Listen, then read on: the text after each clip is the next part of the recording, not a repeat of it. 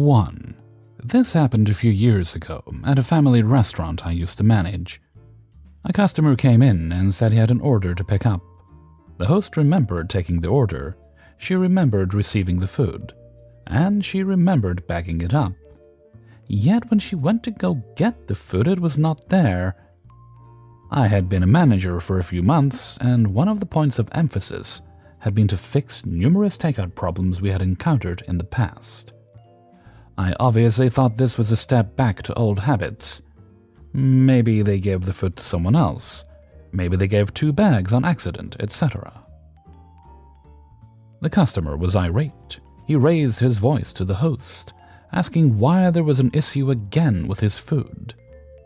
He said he knew we would screw up the order. It wasn't that complicated. 3 fried seafood dinners, extra tartar, extra slaw. I apologized to him and said I would get right on it by having the cooks drop 3 more dinners and that it would only take about 5 minutes.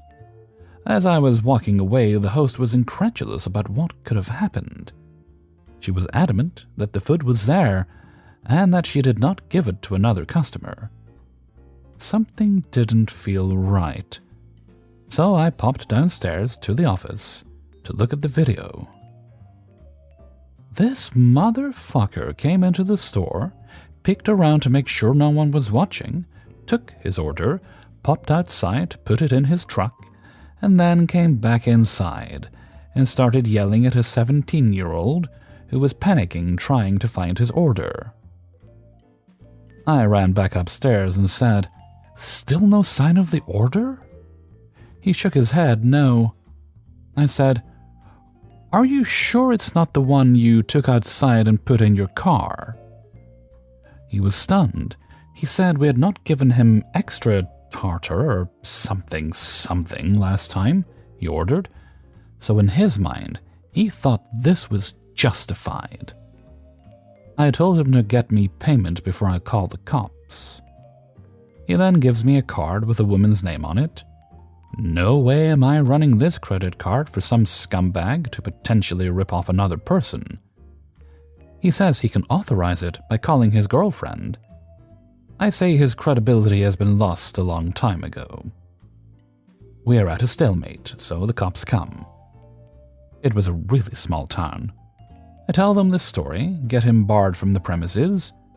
He has to call his girlfriend and explain the whole situation to her, because the cop asks to get on the phone with her. They have her information, phone numbers on file, in case they're using a card illegally. I make sure he pays for all 6 dinners. 3 more were cooked because I was trying to solve the problem ASAP, and added on the tip. 2. I am a hostess, first and foremost. The other day, we had a reservation of around 12 for some child's birthday party. His grandmother came storming beside my hostess stand towards the end of the night. I was with another server who was ringing in an order on the point of sale. This old lady was demanding a comment card, which our restaurant does not supply. She said she worked in the service industry before, and the service tonight was abhorrent, and she wanted a comment card now. She could have flagged the manager, but instead decided to waste her breath complaining to me how she didn't get a steak knife and whatnot. The server asked me to go get Kimberly, the female manager, and this lady blocks me by outstretching her body, trapping me behind the podium essentially. Not insinuating anything, but she's lucky I need this job. And what world is doing that acceptable? She's yelling and wagging her finger at us, you know the drill. I couldn't even grab the manager because she was blocking me, and I'm not going to push past her or rile her up further by asking her to please move. She yells, "No, I don't want to talk to a waitress." That's why she was blocking us. I'm 100% sure she heard a girl's name and assumed it couldn't be a manager. This isn't a baseless accusation because she asked, "So who's Kimberly from earlier?" A while later, so she remembered and overheard the manager's name. We told her it was our manager, and the server went to find her. Of course, after complaining for over half an hour, no joke, she got pretty much everything taken off her bill and kept requesting more things taken off. Our manager complied. I know it's not necessarily her fault, but I wish it was more socially acceptable for managers to not tolerate abuse from customers. Complaining is to be expected, and normally I'm very sympathetic and very eager to help where I can.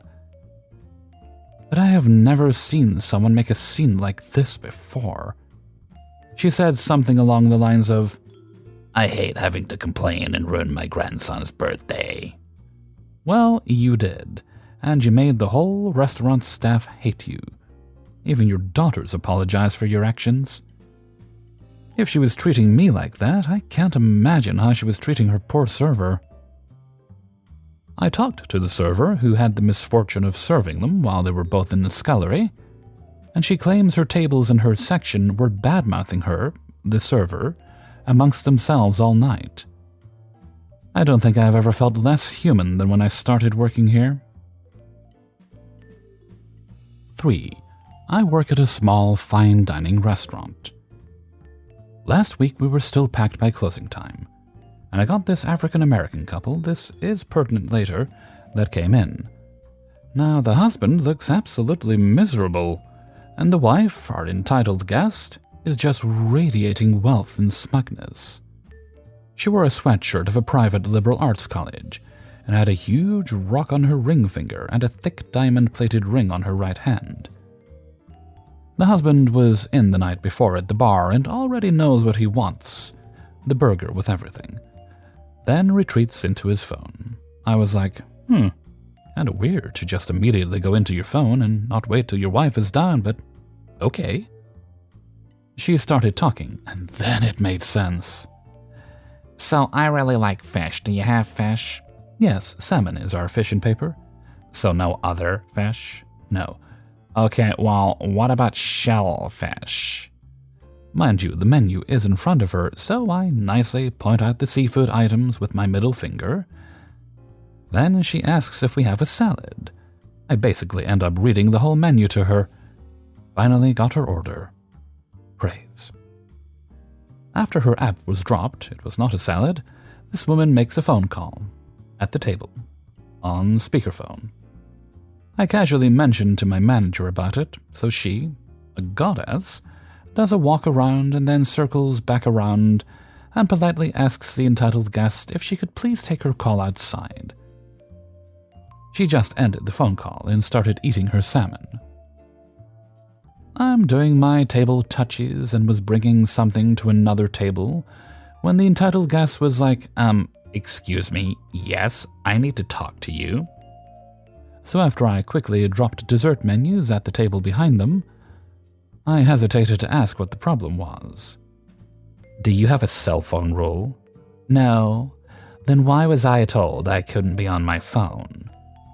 "That woman who came over and told me I needed to get off my phone was rude, extremely rude."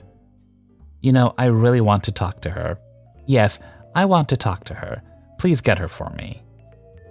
"Because I'm insulted with being told I can't be on my phone. Everyone is so loud here, and the music is loud, so I don't understand how I'm in the wrong." I was trying hard not to roll my eyes, and was really wishing she asked for the manager, so it could be like, plot twist, mofo. So I go get my manager, who starts smiling like the Grinch, and is like, "This will be fun." I'm listening in while I attend to my tables, who were also listening in, and I kept getting snippets of basically the same conversation she had with me. The husband gets up and asks for the bill, tips over 30%, and mutters sorry and waits at the door. The manager comes into the kitchen and was like, "Guess which card she used right out of the gate?" The race card. Entitled guest's argument was that they were being singled out because everyone else, everyone white, was loud, but they weren't being talked to about being loud. You couldn't even hear her phone conversation. Everyone could. I don't understand how people think it's okay to be on your speakerphone in a fine dining restaurant. 4. So I haven't been a server in over 15 years, but this has always been one of my favorite stories. I worked at a very small 10-table restaurant in Baltimore City. That part of the city was up and coming at the time, so we had a mixed clientele of hipsters and seniors who had been coming here for years. Early on in the night, I got a foretop of two elderly couples who had come down for the crab cakes. From the very beginning, one of the men was very condescending and called me sweet cheeks, etc. I took their order, and not 2 minutes later he was snapping his fingers to get my attention. I finished what I was doing and went over. He asked me to bring him 5 different condiment sauces, a bowl and a spoon, so he could make his special sauce, which I did. He then proceeded to give me a lesson on how to make this sauce. I can't remember the exact contents, but I do remember mayo, Worcestershire, malt vinegar, and honey Dijon. Once he was done, he said, "It's a shame you have to live this life, but pretty people never get the brains, you know. Maybe this sauce can help you get something on the menu."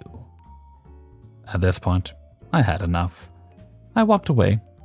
2 minutes later, the snapping ensued. I looked at him, looked away, and continued on with my other customers. My tip wasn't worth it. Then, after his ignored snapping attempts, he started clinking his glass with his fork, which I also ignored. When their food came out, I took it to the table. He was enraged. He asked me why I had been ignoring him, and I told him that I didn't respond to snapping and clinking, and that if he'd like to get my attention in the future, he could use his manners and say, "Excuse me," like a dignified human being. I then asked what I could help him with, and he just wanted me to try his sauce. I declined. When their meal was finished, he let me know not to expect a tip because I was so ungrateful to him, that he was just trying to help me get some prospects. That's when I let him know how I was in my final year of graduate school and at the top of my class, that my prospects were just fine, and that his behavior was completely unacceptable.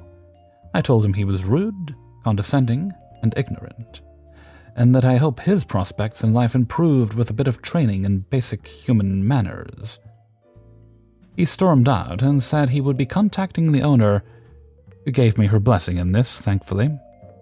5 minutes later, his wife came in and discreetly handed me $50. She thanked me for teaching him a lesson. I'm not sure of her reasoning on this part, but after that they came in once a month and always requested my section. He always said "excuse me," and they always left a $50 tip. When I graduated and left the city, they got me a card and a very generous gift. Good times. 5. Ongoing for about a month. One morning server always turned off the air in the morning. Not just off, but no fan. So hot, stagnant air, not moving at all. Working with her, I began to overheat and melt down. I found myself making mistakes, mixing up words, and losing proper functioning in my hands. I am 2 years post-debilitating trauma. In the before times, I was a business analyst. Medical malpractice made me mentally, physically, and emotionally disabled. It's been a long healing journey. October 2021, I began working in a local diner and bar. That was 1 year after the initial traumas, and I struggled to write orders down as fast as people talked. Over the past year, I steadily improved, but I'm also very protective of my health and healing. The morning server is close to the manager. Whenever I start overheating, I turn the fan to auto to at least move the air. I always turned it back off after leaving.